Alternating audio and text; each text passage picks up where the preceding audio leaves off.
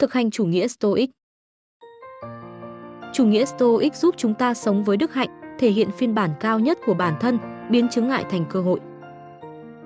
Thực hành 2. Hành động với tâm thế tận nhân lực, đợi thiên thời. Tôi sẽ vượt đại dương, nếu không có gì ngăn cản tôi. Seneca. Trong triết học Stoic, có một kỹ thuật cổ điển giúp bạn duy trì sự bình tĩnh và thanh thản, đó là mệnh đề dự trữ, reserve clause. Nó sẽ giúp bạn chấp nhận các kết quả của hành động. Khi bạn lên kế hoạch làm điều gì đó, bạn thêm vào lời cảnh báo. Nếu không có gì ngăn cản tôi. Seneca định nghĩa mệnh đề dự trữ bằng công thức, tôi muốn làm như thế này như thế kia, miễn là không có gì xảy ra có thể tạo ra trở ngại cho quyết định của tôi. Tôi sẽ làm điều này, nếu số phận cho phép. Tôi sẽ cố gắng hết sức nhưng kết quả cuối cùng không nằm trong tầm kiểm soát của tôi. Tôi không thể hoàn toàn chắc chắn rằng nó sẽ diễn ra như kế hoạch, nhưng tôi sẽ cố gắng hết sức. Tôi sẽ vượt đại dương, nếu không có gì ngăn cản tôi. Tôi sẽ tập thể dục vào thứ Hai và thứ Năm tuần này, nếu số phận cho phép. Tôi sẽ trúng mục tiêu, nếu Chúa muốn. Bạn bắt đầu làm điều gì đó với thái độ rằng kết quả không nằm trong tầm kiểm soát của bạn và bạn sẵn sàng bình tĩnh chấp nhận rằng mọi thứ có thể không diễn ra như kế hoạch. Những người khác giả định rằng tất nhiên mọi thứ sẽ diễn ra tốt đẹp, và nếu không, họ sẽ chống lại thực tế và chịu đựng vô thời hạn. Là những người theo chủ nghĩa Stoic, chúng ta đưa mệnh đề dự trữ vào mọi thứ chúng ta làm và tiên liệu rằng có điều gì đó có thể can thiệp và ngăn cản kết quả mong muốn của chúng ta. Chúng ta không hứa hẹn thành công với bản thân trước, do đó sẽ dễ dàng hơn để chấp nhận thất bại và chúng ta sẽ nhanh chóng đứng dậy trở lại. Thêm vào đó, chúng ta sẽ đạt được sự tự tin bởi vì chúng ta không quá gắn bó với kết quả. Với sự tách rời khỏi kết quả đó, chúng ta sẽ có thể duy trì sự thanh thản của mình, thay vì trở nên thất vọng ngay cả khi chúng ta không đạt được kết quả mà chúng ta hy vọng. Mệnh đề dự trữ ngụ ý 2 điểm. 1. Hãy cố gắng hết sức để thành công. 2. Và đồng thời biết và chấp nhận rằng kết quả nằm ngoài tầm kiểm soát trực tiếp của bạn. Đây là một cách bất khả chiến bại để duy trì sự tự tin của bạn. 1. Bạn cố gắng hết sức để thành công. 2. Bạn biết rằng kết quả nằm ngoài tầm kiểm soát của bạn. 3. Bạn chuẩn bị để chấp nhận thành công và thất bại như nhau. Và 4. Bạn tiếp tục sống với đức hạnh từng khoảnh khắc. Đó chính là người bắn cung Stoic một lần nữa. Tập trung vào những gì bạn kiểm soát và nhận lấy phần còn lại khi nó xảy ra. Tập trung vào quá trình, nỗ lực, rèn luyện, chuẩn bị và sẵn sàng chấp nhận kết quả với sự bình tĩnh. Mệnh đề dự trữ giúp chính xác điều đó. Nếu chúng ta thêm lời cảnh báo đó khi bắn mũi tên, chúng ta nhận thức rằng kết quả không phụ thuộc vào chúng ta và chúng ta chuẩn bị để chấp nhận thành công và thất bại như nhau. Chúng ta chỉ có trách nhiệm bắn tốt nhất có thể, nhưng không phải để trúng mục tiêu, điều đó phụ thuộc vào số phận. Nó quy về điều này. Biết rằng đôi khi mọi thứ sẽ không diễn ra theo cách của bạn ngay cả khi bạn cố gắng hết sức và bất kể bạn có xứng đáng hay không.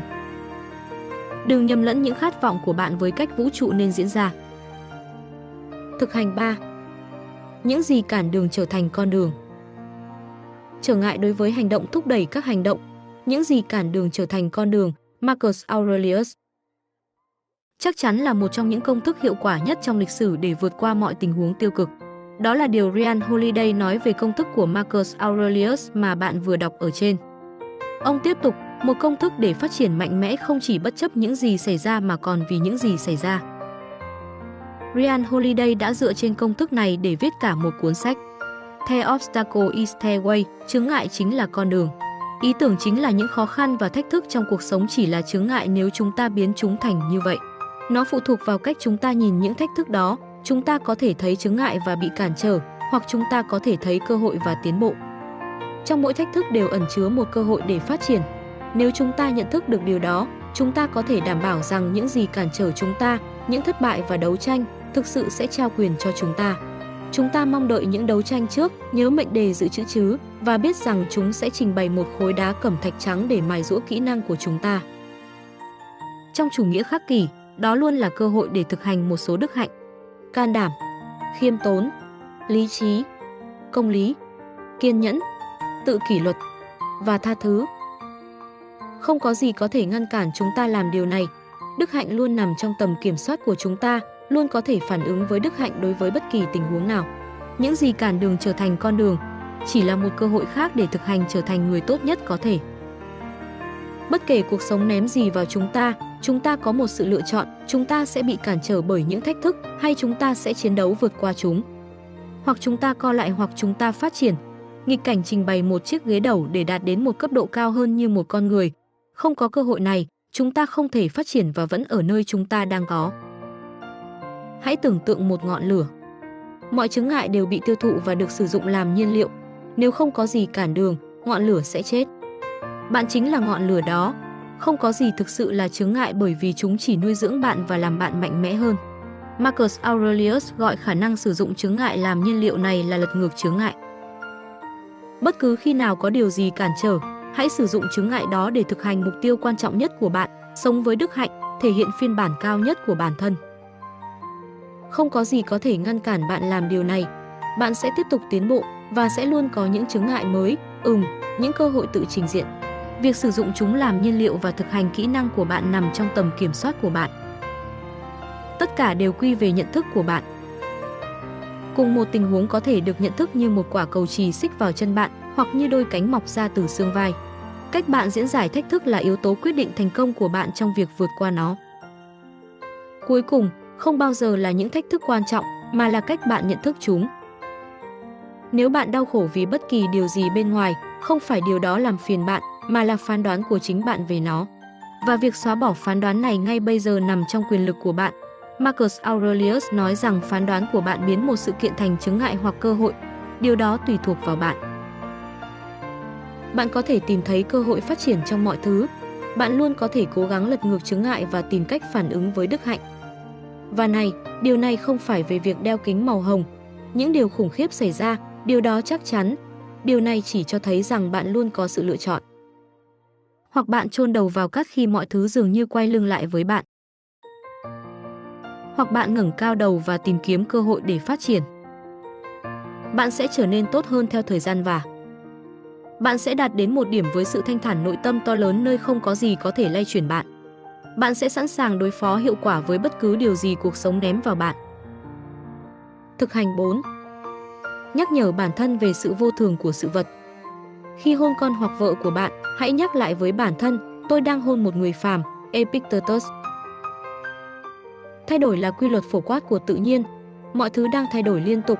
Cuộc sống là phù du, những người chúng ta quan tâm có thể bị giật khỏi chúng ta trong chớp mắt, không có cảnh báo. Đây là lý do tại sao Marcus Aurelius thường nhắc nhở bản thân về thời gian như một ẩn dụ dòng sông, trong đó mọi thứ trôi qua. Hãy thường xuyên suy nghĩ về sự nhanh chóng mà những thứ tồn tại và đang hình thành bị cuốn qua chúng ta và mang ra khỏi tầm nhìn. Vì tất cả bản chất là như một dòng sông trong dòng chảy không ngừng, các hoạt động của nó luôn thay đổi và các nguyên nhân của nó chịu vô số biến đổi và hầu như không có gì ổn định. Mọi thứ đang trong sự thay đổi liên tục, chúng trôi qua, những thứ mới đến và trôi qua. Do đó, chúng ta nên nhắc nhở bản thân những người thân yêu của chúng ta quý giá như thế nào, họ cũng có thể sớm trôi qua. Hãy trân trọng những gì chúng ta có bây giờ bởi vì nó có thể biến mất vào ngày mai. Cuộc sống là vô thường. Hãy ghi nhớ rằng bạn may mắn khi có thể tận hưởng những thứ bạn có và rằng sự tận hưởng của bạn có thể kết thúc đột ngột. Và rằng bạn có thể không bao giờ có thể tận hưởng những thứ đó nữa. Hãy học cách tận hưởng đồ vật và con người mà không cảm thấy có quyền với chúng, không bám víu. Với ẩn dụ dòng sông trong tâm trí, bạn giảm sự gắn bó với những gì bạn yêu thương và bạn giảm thiểu nỗi sợ hãi đối với những thứ bạn ghét bỏ. Bởi vì bạn nhận thức rằng tất cả đều trong sự thay đổi liên tục, cũng như những thứ bạn không thích, bạn thường giảm tầm quan trọng được nhận thức của những thứ bên ngoài.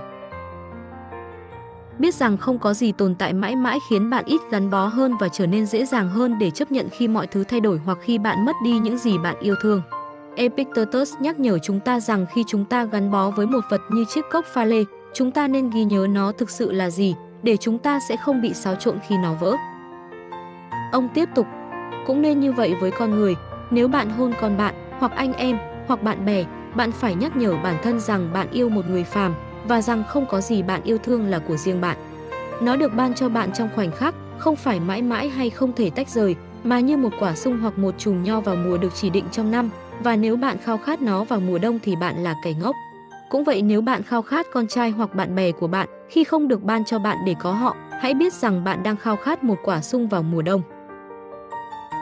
Lần tới khi bạn nói lời tạm biệt với một người thân yêu, Hãy thầm nhắc nhở bản thân rằng đây có thể là lần chia tay cuối cùng. Bạn sẽ ít gắn bó với họ hơn và nếu bạn gặp lại họ, bạn sẽ trân trọng điều đó nhiều hơn. Nhiều thứ xảy ra với chúng ta mà chúng ta không thể thay đổi, nhưng chúng ta có thể áp dụng một tinh thần cao quý để chịu đựng dũng cảm với tất cả những thay đổi mà tự nhiên gửi đến chúng ta và đưa ý chí của chúng ta vào sự hài hòa với thực tế. Khi không có sung thì không có sung. Mọi thứ đang trong sự thay đổi liên tục. Hãy nhận thức về sự nhỏ bé của khoảnh khắc hiện tại này khi bạn đang đọc điều này. Ồ, và đã qua rồi. So sánh khoảnh khắc này với cả ngày, với cả tuần, với toàn bộ cuộc đời bạn. Mọi thứ thay đổi, bạn thay đổi. Hãy tưởng tượng tất cả những người đã sống trước bạn và tất cả những người sẽ theo sau khi bạn đã ra đi. Mở rộng góc nhìn của bạn đến toàn bộ lịch sử của loài người. Thấy chưa? Mọi thứ đến và đi, không có gì tồn tại mãi mãi.